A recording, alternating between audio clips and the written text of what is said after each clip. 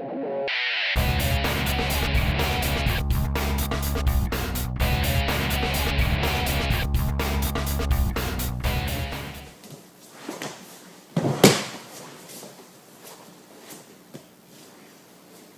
we have broom sweep. Broom sweep's a lot of fun.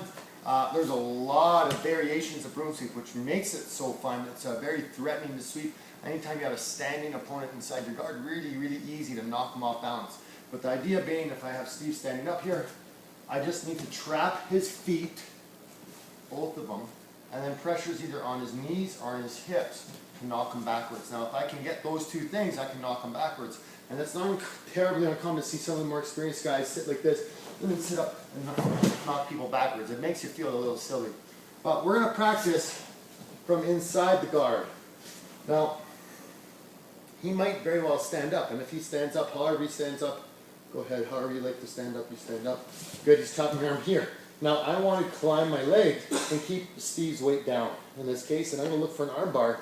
And this is perfect for me. I might not want to do an arm bar. I might not like arm bars, but I want Steve to think I'm going for an arm bar because that's going to make him do what? What do you want to do? He's going to want to stand up to get away from that arm bar. So now I can unlock my legs, slide my hips down and bring my knees together, and I'm going to grab my feet, his feet at the same time. See, my feet are up, so I can hold on to him right here. I can catch him like he's sitting in the chair. As he falls, I sit up with him, and I'm going to grab his gi, I'll grab his head, whatever I can, and I'm just going to put my hand on the floor and kick through, lift up his arm, and I climb to my mount position. So again, he stands up, I start climbing, he gets pressure, boom, up, straight to mount. Now the trick here is being able to time when he stands up. Okay? If I'm a little slow, so he goes to stand up, and I hang on, I start climbing, he stands up, and then I drop my hips and then try to grab his feet. He'll step back with one of these legs, and then I'm losing the position. I have an open guard to worry about. So I want to make sure I get his feet before he can step back. Granted, if he does, and if you watch close, I'll only do it once.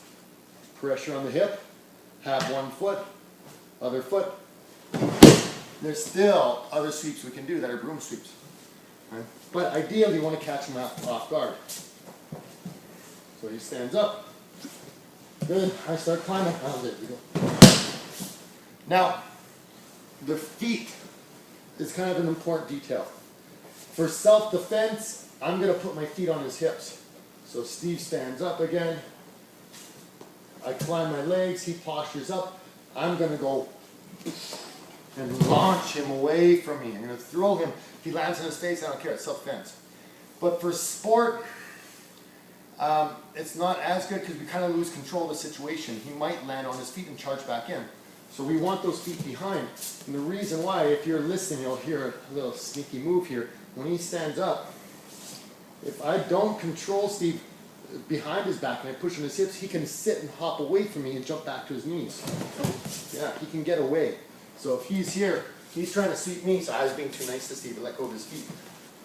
I get caught, I'm playing here, he grabs my feet, I realize, uh-oh, broom sweep, and he's sweeping me, and he's going to sweep and follow up. I'm going to hop away and get back to my knees, so I can not lose the entire position. He'll get an advantage for points, but he's not going to get any points. So that's why we want the feet behind. If Steve is down, and I stand up,